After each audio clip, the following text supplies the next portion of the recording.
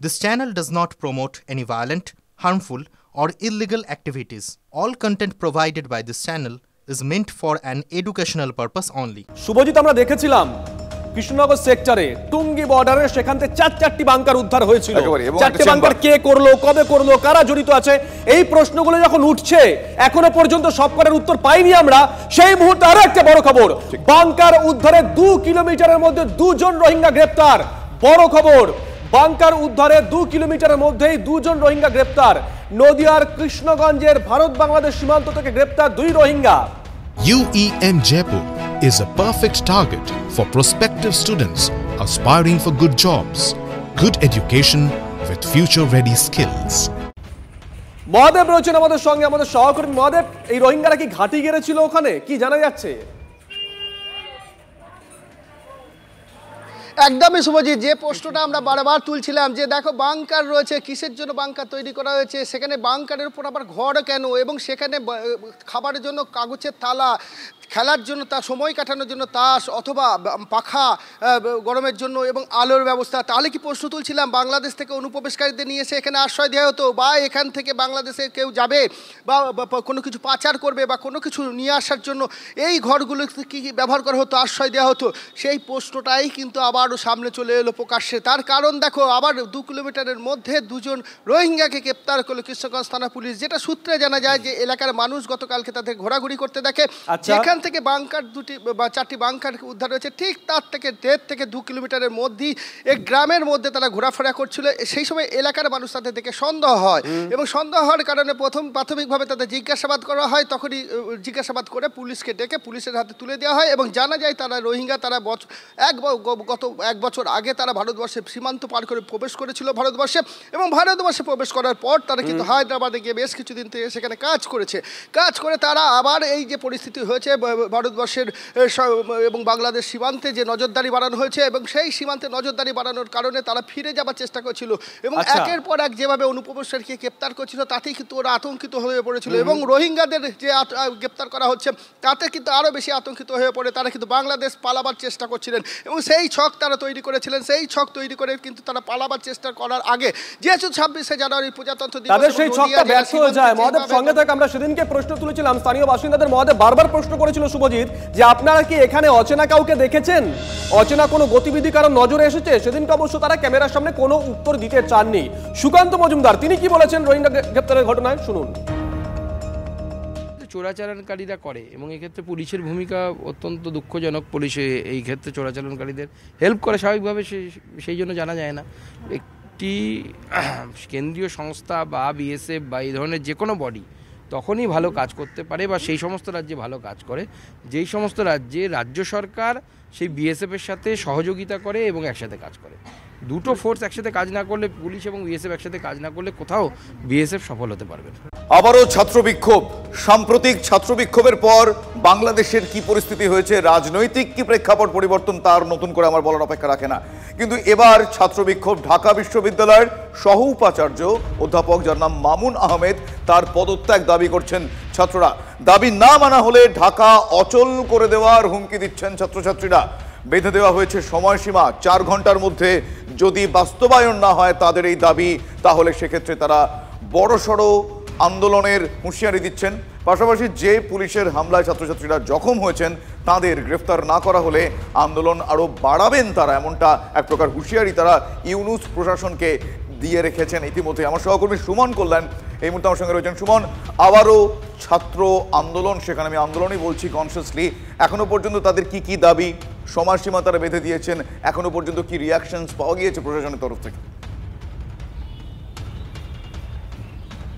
দেখো, রাতভর কালকে অশান্তি হয়েছে, 2 পক্ষের মধ্যে বারংবার বাদানুবাদ হয়েছে, লড়াই হয়েছে, এবং হিংসা ছড়িয়েছে সর্বত্র, এবং যার জেরে কিন্তু বিজিবি এবং পুলিশকে রাস্তায় নামতে হয়েছে, এবং একের পর এক আমরা আগুন ধরতে দেখেছি ঢাকা বিশ্ববিদ্যালয় চত্বরে। 6 দফা দাবি ছিল এদের। ঢাকা বিশ্ববিদ্যালয়ের অধীনস্থ যে 7টি কলেজ আছে সেই কলেজের ছাত্রছাত্রীরা লড়াই করছেন কার সাথে? ঢাকা বিশ্ববিদ্যালয়ের ছাত্রছাত্রীদের সঙ্গে। ফলে যে পরিস্থিতি গতকাল রাতে তৈরি হয়েছিল এটা কিন্তু এক প্রকার একটা ভয়ঙ্কর পরিস্থিতি বলা যায়।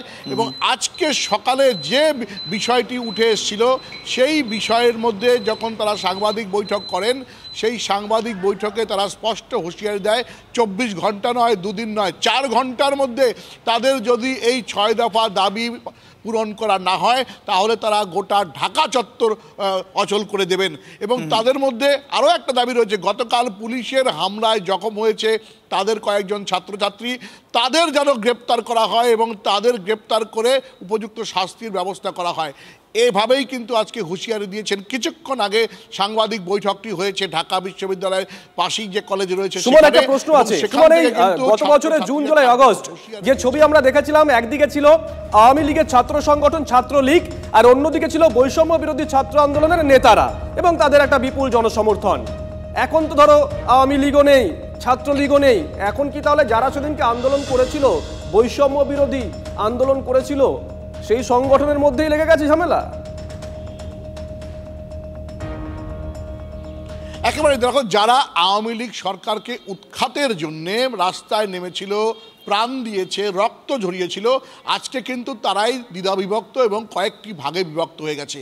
তাদের মধ্যে অশান্তি শুরু হয়েছে, তাদের যে দাবিগুলো রয়েছে, কারণ তারা এখন বুঝতে পারছেন যেভাবে ওই সময় আবেগের বশে একটা আন্দোলনে নেমেছিলেন, আজকে কিন্তু দেখছেন তাদের কোনো রকম দাবি পূরণ হচ্ছে না। উল্টে তাদের যে সমস্ত বিষয়গুলো তাদের পক্ষে ছিল সেগুলোকেও সরিয়ে দিয়েছে 19 প্রশাসন। এবং একের পর এক যেভাবে পরিবর্তন হয়েছে, বিভিন্ন বিশ্ববিদ্যালয় থেকে শিক্ষকদেরকে পদত্যাগ করতে বাধ্য করা হয়েছে, নিজেদের প্রশাসনের লোকদেরকে নিয়ে এসে বলেছে, ফলে পরিস্থিতি আরও বেশি খারাপ হয়েছে। আর এর কারণেই কিন্তু গত কয়েকদিন ধরে একটা ছাত্র বিক্ষোভ চলছিল। কোথায় শুরু হয়নি, ঢাকা বিশ্ববিদ্যালয় চত্বরে হয়েছে, চট্টগ্রামে আদিবাসীরা তারাও আন্দোলন করছেন। সব মিলিয়ে এই ছাত্র আন্দোলনের জেরে যেভাবে বাংলাদেশে একটা পট পরিবর্তন হয়েছে, আবারও কিন্তু আরো একটা পট পরিবর্তনের দিকে যাওয়ার মতো অবস্থা আমরা লক্ষ্য করছি। সেক্ষেত্রে তাদের যে দাবি দেওয়া আছে সেই দাবি দেওয়া তারা 4 ঘন্টার সময়সীমা এখনো পর্যন্ত বেঁধে দিয়েছে। তারপর তারা আন্দোলন কিভাবে কি ছড়াবেন সেটা সময়ের সঙ্গে সঙ্গে দেখা যাবে। এমনিতেই বাংলাদেশ এই মুহূর্তে অশান্ত হয়ে রয়েছে, তার উপর এই ধরনের পরিস্থিতি, তুমি যেটা প্রেক্ষাপট বলছিলে, আমরা জানি না প্রেক্ষাপট কোন পার্সপেক্টিভে কি চেঞ্জ হবে, কিন্তু তারা আজকে সাংবাদিক বৈঠক করে কি বলেছেন একবার শোনাবো। 4 ঘন্টার আলটিমেটামে আমাদের যে 6 দফা আছে, এই 6 দফা হচ্ছে বাস্তবায়ন করতে হবে। যদি না করে তাহলে আমরা 4 ঘন্টা পরে আমরা কঠিন কর্মসূচির দিকে যাব। আমরা 4 দিন 5 দিন কিংবা 24 ঘন্টা বেঁধে দেব না। আর কারণ যখন বৈষম্য 7 কলেজের যে সংকটের বিরুদ্ধে যখন আমরা দাঁড়িয়েছি, তখন ঢাকা বিশ্ববিদ্যালয়ের প্রশাসন আমাদের উপরে লাঞ্ছনা, বঞ্চনা, বিভিন্নভাবে হ্যায় প্রতিপন্ন করে আমাদেরকে আরো ড্যামেজ করার চেষ্টা করেছে। অন্যদিকে সৈফ আলী খানের ওপর হামলার ঘটনায় আরও একটা প্রশ্ন এক্ষেত্রে জোরালো হচ্ছে। যাকে ধরা হয়েছে শরীফুল, আদৌ কি হামলাকারী শরীফুল? তার কারণ ধৃত ব্যক্তি আর হামলাকারী এক কিনা একটা ধোঁয়াশা বেড়েছে প্রাথমিক ফিঙ্গারপ্রিন্ট রিপোর্টে। তার কারণ সূত্র মারফত যেটা জানা যাচ্ছে, সৈফের বাড়িতে উদ্ধার হওয়া 19টি আঙুলের ছাপের কোনোটাই শরীফুলের নয়। বাংলাদেশ থেকে যদিও এর আগে আপনাদের নিশ্চয়ই মনে আছে, শরীফুলের বাবা তিনি দাবি করেছিলেন যে সিসিটিভি ফুটেজে দেখতে পাওয়া ব্যক্তি শরীফুল নয়। যদিও মুম্বাই পুলিশ বলছে এটা গুজব। এখনো পর্যন্ত এই সংক্রান্ত আর কি বিষয় জানা যাচ্ছে আমার সহকর্মী সুজয়ের কাছ থেকে আমি জানবো। সুজয়, এখনো পর্যন্ত মুম্বাই পুলিশের তরফ থেকে বলা হচ্ছে এটা গুজব বলে আমরা জানতে পারলাম, তাহলে এই ধোঁয়াশাটা উদ্রেক হলো কোথা থেকে?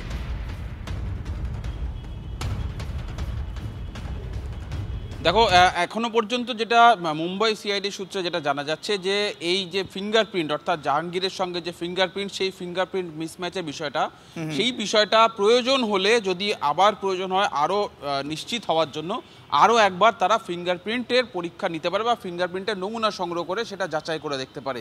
তুমি জানো এই ঘটনার সঙ্গে দুটি দিক রয়েছে, একটি দিক মুম্বাইয়ের এবং অপর একটি এ রাজ্যের কানেকশন পাওয়া গেছে, অর্থাৎ এ রাজ্যের যোগ পাওয়া গিয়েছে ধৃত জাহাঙ্গীরের ব্যবহার করা সিমের সূত্রে।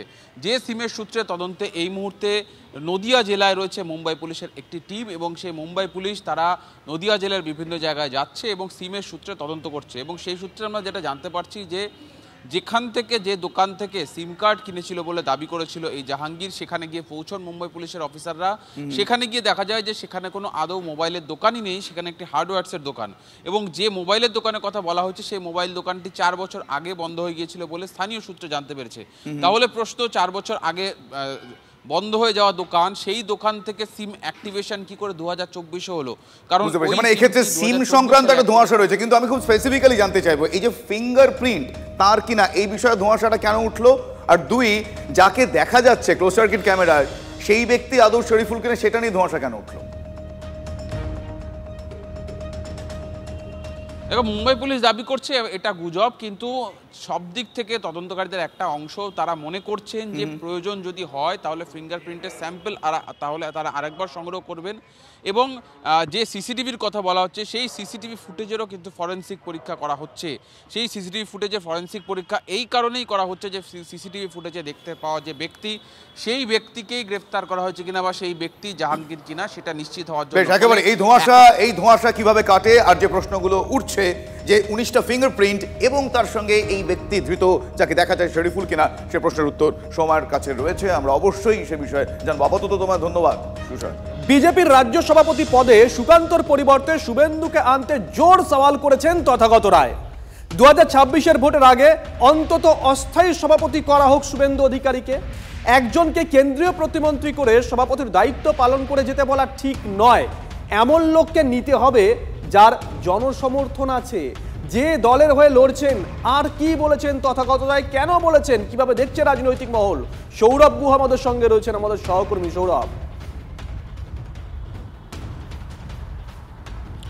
দেখো, তথাগত রায় তার চাঁচাছোলা বক্তব্যের জন্য বিভিন্ন সময় বিতর্কিত হন। এর আগেও শুভেন্দু অধিকারীকে পশ্চিমবঙ্গ রাজ্য বিজেপির সভাপতি পদে দেখতে চেয়ে তিনি বারে বারে সওয়াল করেছেন, এবং এমন একটা সময়ে তিনি আবারও সেই সওয়াল শুরু করলেন যে সময়ে রাজ্য বিজেপির মণ্ডল অধিবেশন চলছে এবং পরবর্তীকালে জেলা এবং রাজ্যের অধিবেশন শুরু হবে। সেই রকম একটা পর্যায়ে দাঁড়িয়ে আরও একবার সুকান্ত মজুমদারের বদলে অন্তত অস্থায়ী সভাপতি হিসেবে অবিলম্বে 26-এর আগে শুভেন্দু অধিকারীকে করা হোক সভাপতি, এই মর্মে আরও একবার সওয়াল করলেন তিনি। তার সওয়ালটা অত্যন্ত গুরুত্বপূর্ণ এই জায়গা থেকে, দীর্ঘদিনের তিনি দুর্দিনের সভাপতি বিজেপির, এবং এই মুহূর্তে তিনি বিজেপির সক্রিয় সদস্যও বটে। ফলে তথাগত বাবুর কথাটা সেটা বিজেপির একাংশের মত কিনা এটা নিয়ে নিঃসন্দেহে একটা আলোচনা চলবে, কিন্তু আপাতত সুকান্ত মজুমদারকে সরিয়ে অবিলম্বে অস্থায়ী সভাপতি হিসেবে শুভেন্দু অধিকারীকে আনা হোক, এই মর্মে কিন্তু সওয়াল করেছেন তথাগত রায়। কি বলেছেন একবার শোনাই। 26-এর নির্বাচনের আগে প্রথম একজন অস্থায়ী সভাপতি মনোনীত হওয়া উচিত। আজকে পশ্চিমবঙ্গ ভারতের মধ্যে বলা যেতে পারে সবচেয়ে উপদ্রুত রাজ্য, সেটার বিরুদ্ধে লড়তে পারে একমাত্র বিজেপি। অন্য কোনো দল তো লড়বে না, কারণ তাদের ওই সংখ্যালঘু ভোট ব্যাংকের দিকে তাকালে তাদের জিভ দিয়ে জল পড়ে, অন্য কেউ লড়বে না। তো বিজেপি যে লড়বে, বিজেপি কার নেতৃত্বে লড়বে? একজন সভাপতি দরকার। সভাপতি যদি আপাতত এইভাবে ঠিক করা অসুবিধে হয়, তার একজন অস্থায়ী সভাপতি করে দিক। একজন লোক তাকে কেন্দ্রে প্রতিমন্ত্রী করে বসিয়ে রেখে তাকে এখানে পশ্চিমবঙ্গে সভাপতির কাজ চালাতে বলা হলো, আর সেখানে একটা দ্বন্দ্ব বেঁধে গেল, এই জিনিসটা তো একদমই ঠিক নয়। এটা তো 26-এর নির্বাচন 1 বছর বাদে, এটা এই পরিপ্রেক্ষিতে এটা কাজটা একদমই ঠিক হচ্ছে না। এই অস্থায়ী সভাপতি হিসেবে এমন লোককে নিতে হবে যার জনসংযোগ আছে, যার জনসমক্ষে পরিচিতি আছে, যিনি দলের হয়ে লড়ছেন। আমি তো খুব পরিষ্কার করে আগাগোড়া বলে এসছি যে সভাপতি হবার যোগ্য মানুষ একমাত্র শুভেন্দু অধিকারী। তো শুভেন্দু অধিকারী যদি অস্থায়ী সভাপতি করতে হয় তাহলে শুভেন্দু অধিকারী হতে পারেন। বেশ, তথাগত রায় কি বলছেন আপনাদের আমরা শোনালাম। আমার সহকর্মী সৌরভ গুহ আমাদের সঙ্গে রয়েছে। সৌরভ, আমি একটা বিষয় জানতে হবে, এখানে দুটো ন্যারেটিভ ওনার বক্তব্য দিয়ে হতে পারে। এক, সুকান্ত মজুমদারের উপর বাড়তি চাপ পড়ে যাচ্ছে এরকম একটা বিষয়, কারণ তিনি কেন্দ্রীয় প্রতিমন্ত্রী, তাকে সামলানোর। দুই, জনসমর্থন যার বেশি আছে। তাহলে কি একদিকে জনসমর্থন, অন্যদিকে বেশি চাপ পড়ে যাওয়া। তিনি কি এই গোটা বিষয়টা একটা ভারসাম্যের নিরিখে বিজেপির স্ট্র্যাটেজিগত দিক থেকে বললেন? দেখো, তথাগত রায় দীর্ঘদিনের একজন বিজেপির গুরুত্বপূর্ণ সভাপতি ছিলেন, অত্যন্ত ক্রুশিয়াল একটা সময়। তিনি নিঃসন্দেহে বিজেপির ভোট অঙ্কের সাফল্যের নিরিখেই শুভেন্দু অধিকারীর নাম প্রস্তাব করছেন বারে বারে। যেহেতু শুভেন্দু অধিকারী অ্যাক্টিভ, বিভিন্ন জায়গায় ছুটে যেতে দেখা যাচ্ছে, এবং শুভেন্দু অধিকারী ভোট রাজনীতিটা বিজেপির অন্যান্য অনেক রাজনীতিকের চেয়ে বেশি বোঝেন, এবং এই কথাটা পরীক্ষিতভাবে সত্যি। এবারের এই 24-এর নির্বাচনেও তিনি তার জেলায় কিন্তু সেই সাফল্যটা দেখিয়েছেন। ফলে তথাগত বাবু যেটা বলছেন সেটা বিজেপির ভোট রাজনীতির বা ভোট অঙ্কের পরিপ্রেক্ষিতে, সাফল্যের পরিপ্রেক্ষিতে বলছেন। যদিও অনেকেই মনে করেন যে শুভেন্দু অধিকারী বিজেপির যে রাজনৈতিক সংস্কৃতি তার সঙ্গে ঠিক মানানসই নন, এবং এই জায়গা থেকে দাঁড়িয়ে তাকে কতটা সার্বিকভাবে সংঘ পরিবার এবং বিজেপির সার্বিকভাবে কতটা সভাপতি মানবে তা নিয়ে অনেকে প্রশ্ন তোলেন। নজর থাকবে সৌরভ, নজর থাকবে।